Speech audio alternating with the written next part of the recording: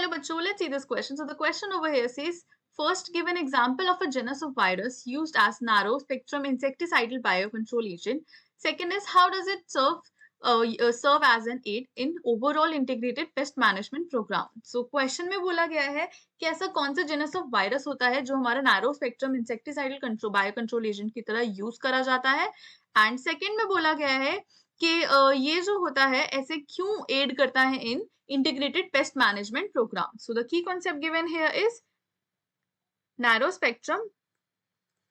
So we have is narrow spectrum insecticidal biocontrol agent. So ये ऐसे अगर हम इसकी बात करते हैं तो इनका जो टारगेट होता है वो काफी लिमिटेड होता है एंड पर्टिकुलर इंसेक्ट्स या फिर पर्टिकुलर पेस्ट्स रिलेटेड ही होता है.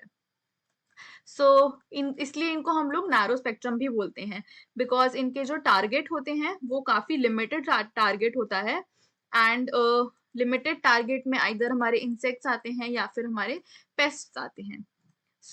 अब अगर हम देखें ये जो होते हैं they do not target or non target. जो हमारे नॉन टारगेट स्पीशीज होती हैं जो इनका टारगेट जनरली नहीं होते हैं ये उनको टारगेट नहीं करते हैं एंड देयरफॉर कोई हार्म नहीं करते हैं.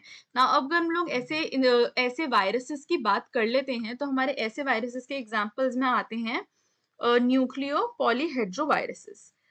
न्यूक्लियो पॉलीहेड्रोवायरसेस जो होते हैं ये हमारा एक काफी कॉमन एग्जाम्पल है जो इस चीज में यूज होता है and they are very commonly used as a nano spectrum insecticidal biocontrol agent. Now अब हम बात कर लेते हैं जो हमारा फर्स्ट क्वेश्चन दिया गया है. फर्स्ट पॉइंट में बोला गया है कि कौन सा वायरस होता है यानी किस जेनस से बिलोंग करता है. तो जो हमारा वायरस होता है उसका नाम है हमारा न्यूक्लियो पॉलीहेड्रो वायरस एंड ये जो हमारा वायरस होता है ये हमारा बिलोंग करता है टू फैमिली ऑफ बैक्यूलोविरिडी. ये हमारा बैक्यूलोविरिडी फैमिली से बिलोंग करता है एंड ये अगर हम इनकी टारगेट की बात करते हैं तो ये एक तो हाईली स्पेसिफिक होते हैं. They are highly specific and इनका सिर्फ एक पर्टिकुलर टारगेट होता है जो कि होता है हमारा कैटरपिलर्स. इनका जो स्पेसिफिक टारगेट होता है वो होते हैं कैटरपिलर्स. कैटरपिलर्स जो होते हैं ये बिलोंग करते हैं हमारे टू ऑर्डर लेपिडोप्टेरा. ये ऑर्डर लेपिडोप्टेरा से बिलोंग करते हैं एंड फाइलम अगर हम इनका देखें तो फाइलम होता है हमारा arthropoda. Order is lepidoptera and phylum is arthropoda. Now अब अगर हम लोग बात करें कि एनपीवी वायरसेस की. ये जो हमारे वायरसेस होते हैं ये काफी स्पेसिफिक होते हैं ये हमने अभी देखा एंड ये जो होते हैं they have shown to have no negative impact. Other things पे जो मतलब जो इनके टारगेट नहीं है ये उनको हार्म नहीं करते हैं.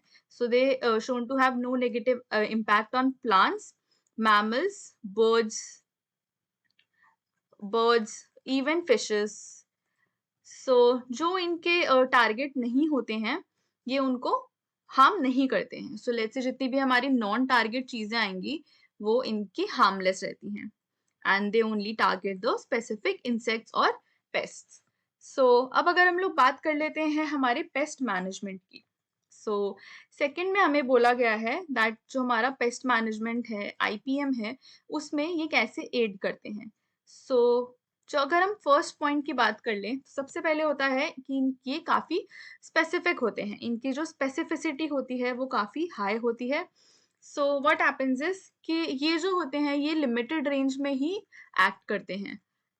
एनपीवी जो होते हैं ये लिमिटेड रेंज में एक्ट करते हैं and they only harm caterpillars and other than that ये नॉन टारगेट स्पीशीज को कोई हार्म नहीं करते.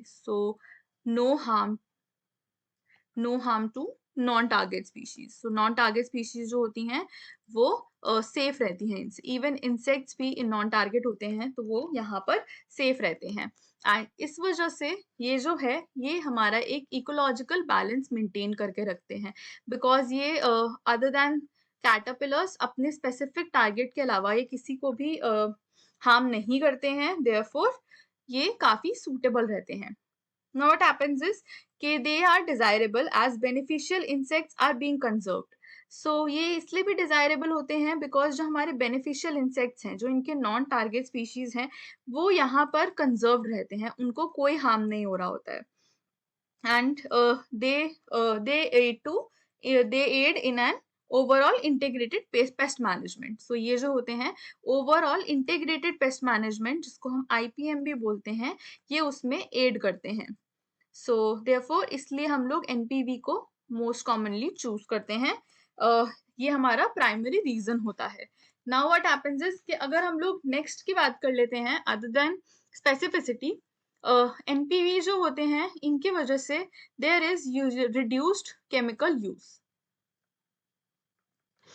हमारे जो NPV होते हैं इनके वजह से जो हमारे पेस्टिसाइड्स का यूज है वो काफी डिक्रीज हो गया है। Earlier we used to have pesticides for caterpillars, but now we can use NPV। And NPV के यूज करने की वजह से जो हमारे पेस्टिसाइड्स हैं वो काफी रिड्यूस हो गए हैं, बिकॉज कैटरपिलर्स को तो हमारा जो NPV है वही किल कर देगा, and we don't have to use pesticides for caterpillars. So therefore chemical use जो है वो काफी यहाँ पे रिड्यूस हो गया है।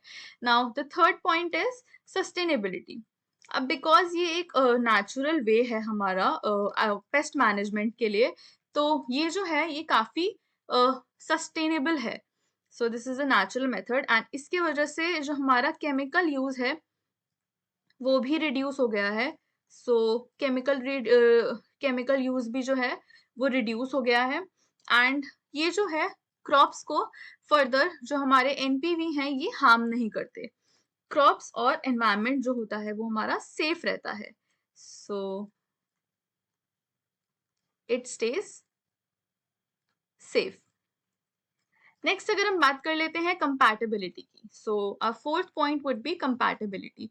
नाउ इनमें देखा जाता है कि ये बाकी मेथड्स के साथ भी काफी कंपैटिबल होते हैं। नाउ व्हाट हैपेंस इज कि ये जो NPV होते हैं इनको हम along with अदर IPM